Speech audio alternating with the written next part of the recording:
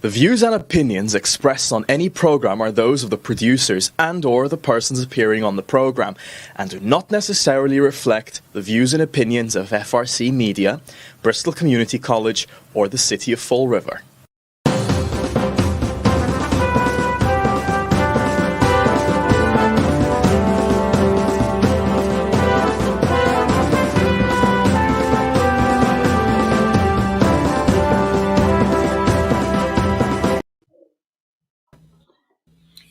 Well, hello. Welcome to Spindle City Straight Talk. I'm Chip. And I'm CJ. And it is TGIF Friday in the Rev. We made it through another week. Seems like these weeks are flying by like this. Oh, yeah. Let's get hopefully this time the up-to-date COVIDs from Admiral COVID. Okay. As of yesterday, total cases is 613,763. New cases is 1,938. Total deaths is 17,022. New deaths. Are you ready for this number? 8. That's it. 8. And Bristol County is 61,380. Now for the really old numbers. The City of Fall River's weekly report came out yesterday. Total number of cases is 13,351 with 209 new cases. Total deaths is 357 with 3 new deaths. Now, here's the thing. This report is as of April 1st. They're a week late. They're not on time. Either that or whoever wrote the press release didn't know what they were writing. But I tend to believe that these numbers are a week later than they reported. So it's going to be interesting to see if we're ever going to get actual numbers that are current instead of numbers that are a week late. They're busy. It's getting ready for campaign season. We got to run around and try to figure out how we can get reelected. The hell with the figures. Yeah, but, it's funny because, and I know you do, we get stuff from people who view our viewers, and we get a lot of satirical things, but you're talking about COVID. It talks about how successful they've been at creating panic and paranoia.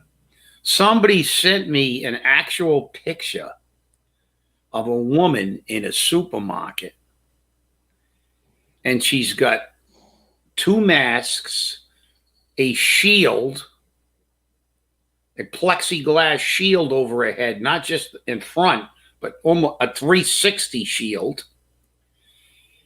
She had gloves,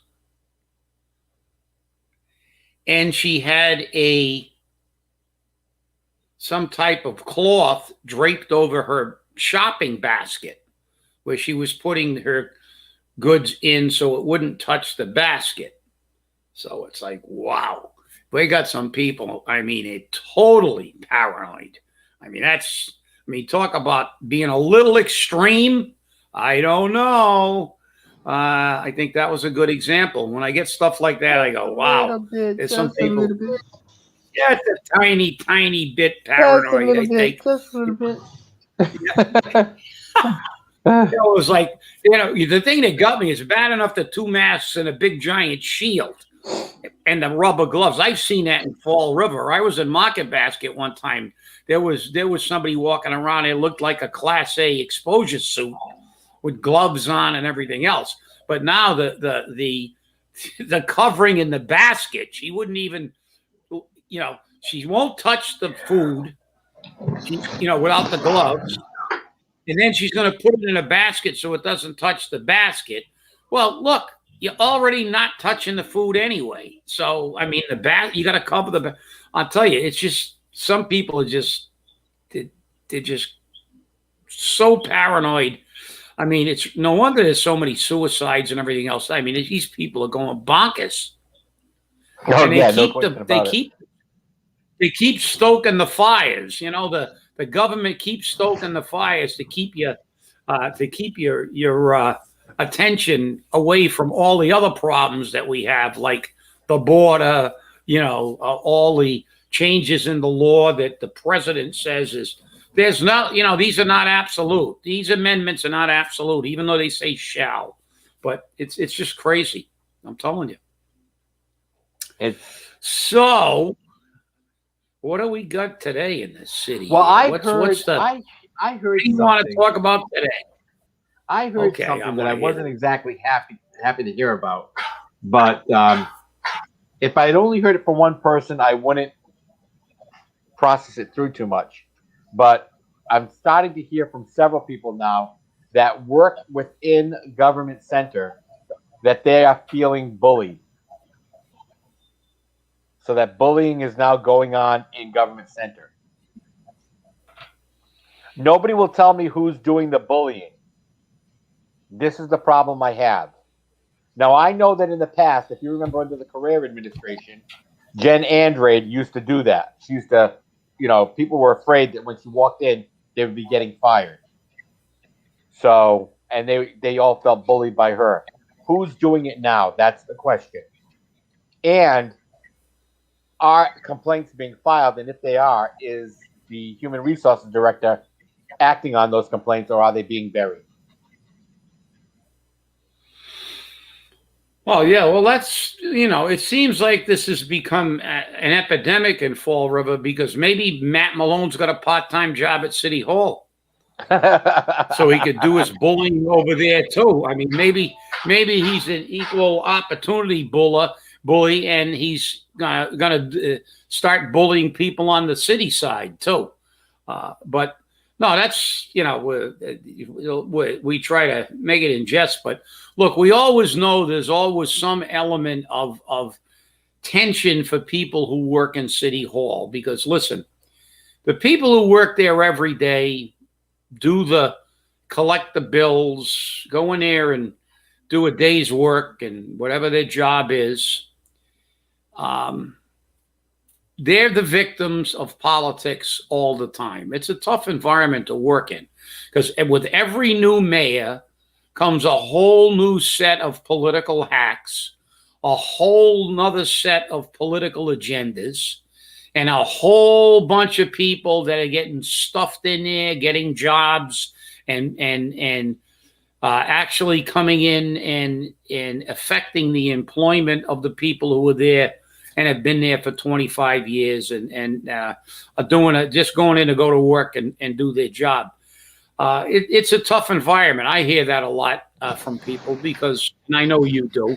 That there's pressure in different departments. Right. During an election year, there's pressure, and and now we know. Listen, I mean, it's no secret. If it wasn't for the pandemic,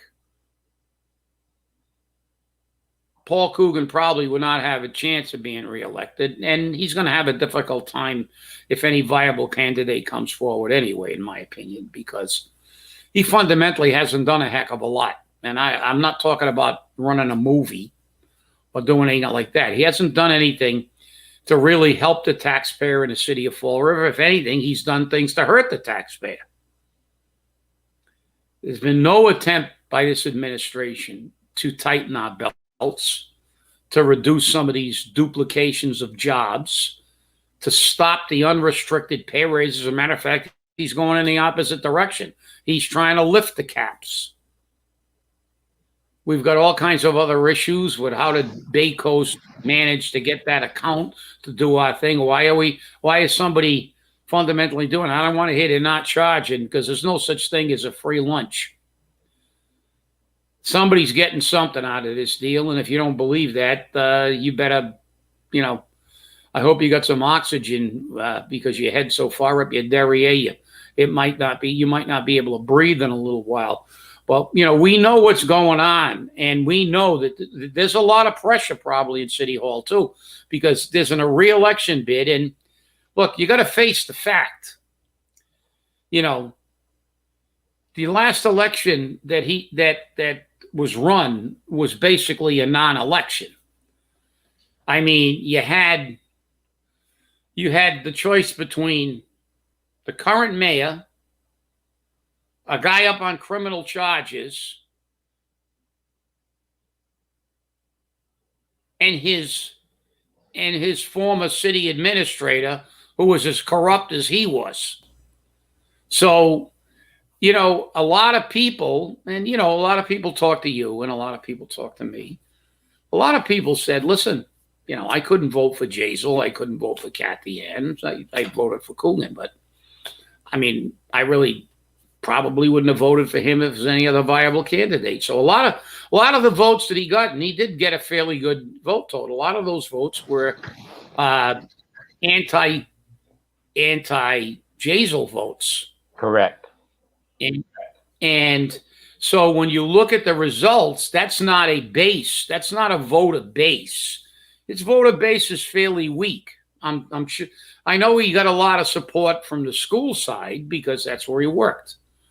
But now his performance, in the estimation of a lot of people, has not shown the leadership ability or the direction a lot of people in Fall River want to see this city going. We need to stop spending. We will be in receivership in the not too distant future. We can't be raising bond ceilings. We can't be giving everybody a pay raise, and then we get $70 million and we're going to just blow it. And when that's gone, what's going to happen? We never stop spending, and that's the reality. And I'm sure there's pressure in City Hall, and I think, unfortunately, you will see that kind of pressure increase as we get into the real campaign season. My big fear is that the city's going to get $70 million. And of course, as the mayor has said, he wants his friends and his banker friends to determine how that money is going to be spent. I'm afraid that if during the election process he loses, and maybe a Bob Carrera is pulled and he loses in the primary, that he will piss that money away and we'll have nothing to show for it. And that's one of my big fears, is that money's going to be pissed away and we're going to have nothing to show for it. And that's a big scare. As I said, that would be if you lost. You may very well be right. Right. But I think he's going to have a primary for the election. Yeah.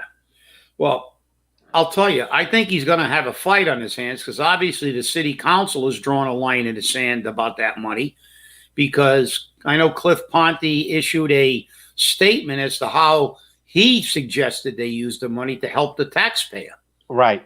So he's not one of his banker friends. He's a city councilor, and other city councilors, I assume, are on board.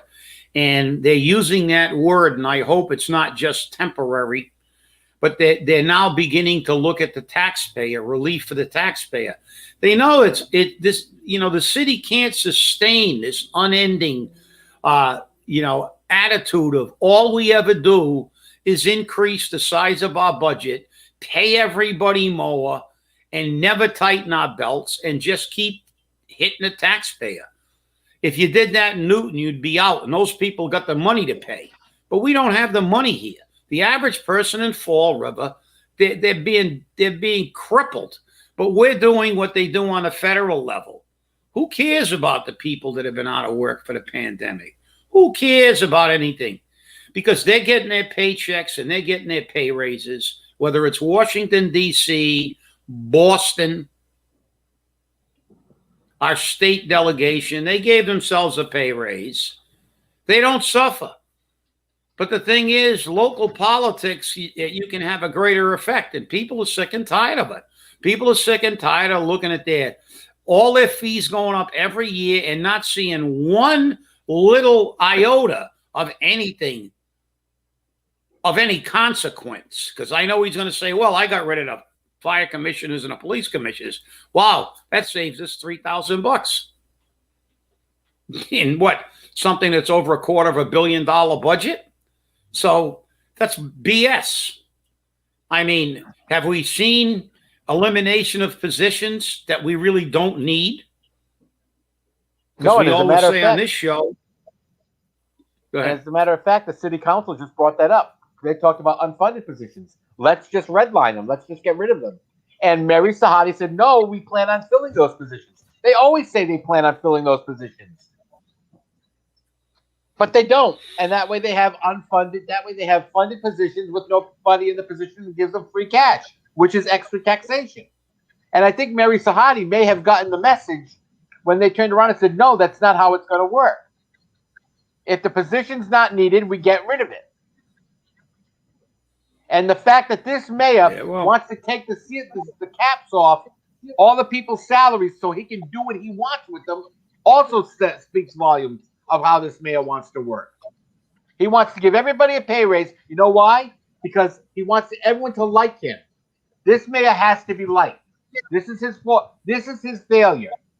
This is one of his faults. He has to be liked. And if he's not liked, he gives you this. If you're not happy, leave. If you're not happy, leave. Or if you're not happy, I'll get rid of you. That's his go-to. That's his go-to. Many people have said it. Some people have been victims of it. Guess what?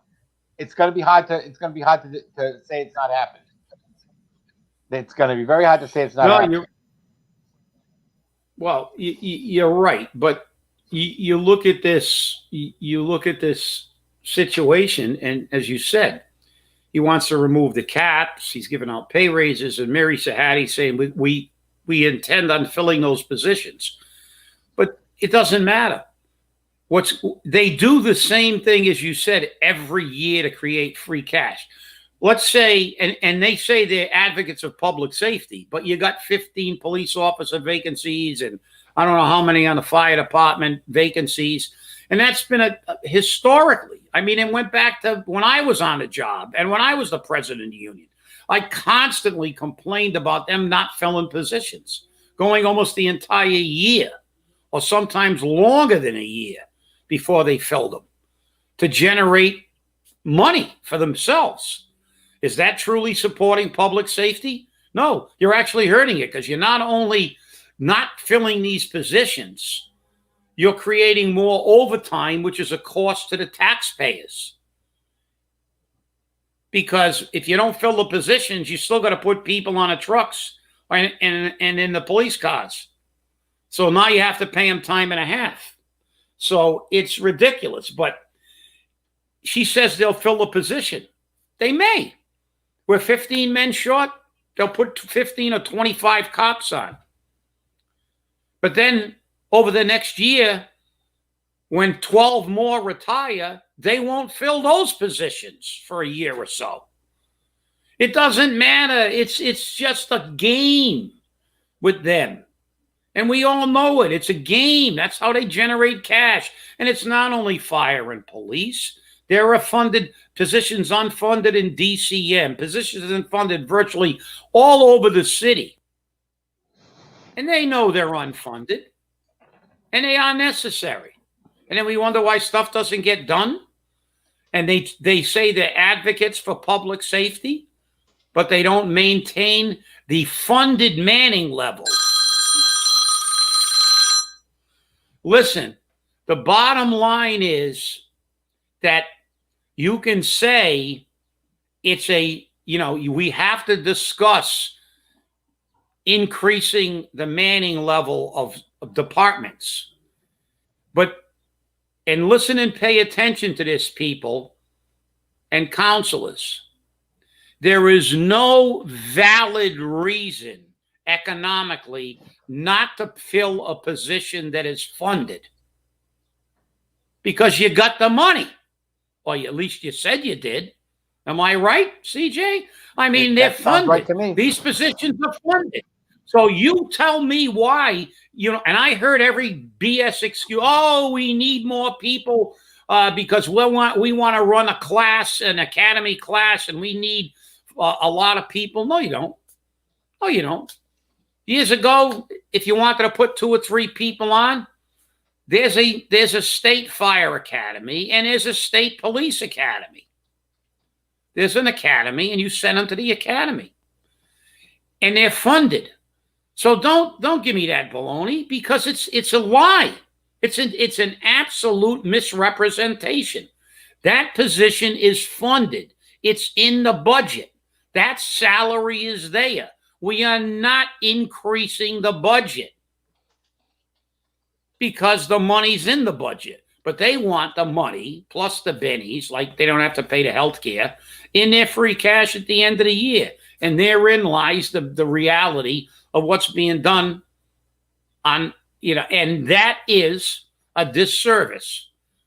And then they never, ever, you think they'd ever, remember when we had a 300-man fire department and 300-man police department, and DCM did the snow removals, and we had DCM snow trucks and trash trucks? We don't have any of that stuff anymore. We have a skeleton crew providing services to us on all levels in this city. Yet, in those days, in the bygone era, we had no chief of staff for the mayor, no city administrator. None of these positions existed. No assistant to the assistant to the assistant. And you look at the school department, no CFO,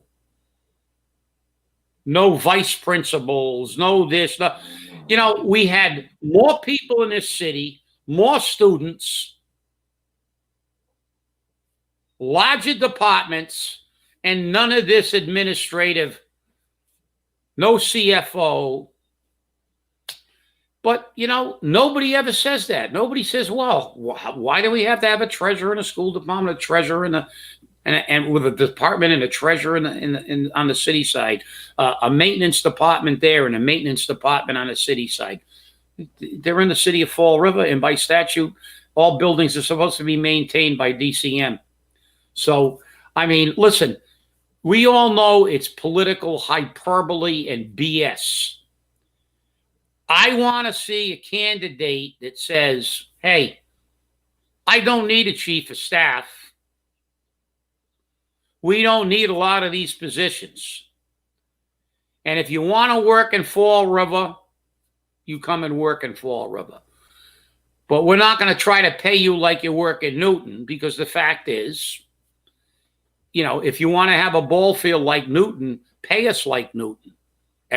You want to give us the subsidizing like they're doing in New York? They give illegals $15,600 because they couldn't work during a pandemic. The hell with the Americans that can't work. They're going to give the illegals $4 billion worth of stuff. And how can you prove you're an illegal? You're undocumented. But you're going to just go up there and say, listen, I'm from Guatemala. Maybe I'll go to New York and say, I'm from Guatemala. I'll get $15,600. So, I can say, hola. I'm from Guatemala. Give me 15 grand. I'm an illegal. But the thing is, this is the problem. They never stop. And they don't care about the American people. They don't care about people. We have people who have been disenfranchised, who are losing virtually everything because of the pandemic, and we're giving away money to people that aren't even legal. So the whole system is broken, and there's only one way to fix it. Get a broom, sweep everybody out that isn't going to say, taxpayers, come first. We have an obligation to provide certain services, prioritize those services, and then cut out all the fat. Out those press agents and stuff. And remember, nobody wants to come to Fall River for a job in city government. They want to come here to be an administrator or a manager in city government. That's where you make your money. And all you got to do is go back to the Standard. You're just going to go back to the Standard Times article to remember that. So that's right. And we see that every day here. Vividly. Yeah, we see that every day here. We're looking at positions that are useless and that were made so the mayor doesn't have to do something. What have you seen the mayor actually do? Okay, this is the big question. What have you seen him actually do? I've seen him run over to Ocean State job lot and help fill vans with PPE. I've seen him be at vaccination stations watching people get vaccinated. I've seen him hanging out with state delegation members at various events. Things that he's not doing, but he's putting himself in the picture to make it look like he's doing it. Propaganda. That's what it is. Okay? And this is campaigning in the best. It's campaigning at its best. He's trying to campaign to say, look at what I did, when in actuality, he really didn't do it. Okay? That's why you're getting the quote unquote movies. Look at what I did. I gave movies to city families. They needed something to do, so I gave them something to do. Really? You gave them something to do? Yeah, you're right. Well, but I still remember, you know, that Chinese restaurant that is where Coppers used to be down the South End? Yes, Asia One. Yeah, Asia One. I went in there to check it out. I like Chinese food. You know, I always did. And I walked in it shortly after it opened. My son had gone down and said it wasn't bad. So I was meeting him down there for lunch. And I walk in, and who comes walking out but Will Flanagan with this gigantic pair of scissors. So what was he doing? He was cutting the ribbon for the official grand opening for the photo op. Right. But you know something, people? Everything you said, CJ, is right. It's not about drive-in movies. It's not about, it's those are nice little gestures. It's not about, let's all get together and clean up the park. There are people who can barely afford to feed their children in this city. The taxpayers are hanging on by a thread. We have a lot of elderly people who are retired on fixed incomes that are barely hanging on to the house that they worked their entire life to pay for. It's time for politicians to be, if you're going to impress me, the taxpayers should be the primary component of every single thing you do. It should be, how is this going to affect the taxpayer? How can I provide the best service at the lowest cost so I can keep money in the taxpayer's pocket? When that happens, this city will turn around and again become viable. Because when everybody had a job, even they were crappy jobs in a mill, we had a viable Pleasant Street. We had a viable South Main Street. We had businesses in this city that were surviving because everybody had a couple of dollars to spend. But That's now, and we remember, don't. And remember, therein lies the rub for politicians. The fact that we have families that can't be fed is obvious to the city. It's obvious to the city because the school department has been giving grab-and-go food all during the pandemic to make sure that these kids had food because their parents couldn't feed them. That's a problem. That's a problem. So obviously this is a problem. And if we have to feed every person in the city, shouldn't the mayor be saying, you know what? Maybe we need to look at how high our taxes actually are. Let's not worry about my friend's job as a special assistant to the mayor. Let me not worry about my friend's job as the chief of staff. Let me not worry about my friend's job as the housing director. Let me not worry about my friend's job as the cemetery director. Let me worry about the taxpayer. The taxpayer. Let's make sure the taxpayer gets the break so that they don't have to choose between food, medication, or the tax bill. Because that's what's happening. I believe our student population is down. Yet now we have a CFO. I don't think there's anybody over the age of 35 that ever saw a dean of students anywhere but at the college level. Exactly. But see, they create these jobs. Deans of a dean of students for middle schools, six figures, ridiculous. Yep. So that's for sure. Hey, well, pay attention, people. We're out of time, and I want to thank you for watching this week.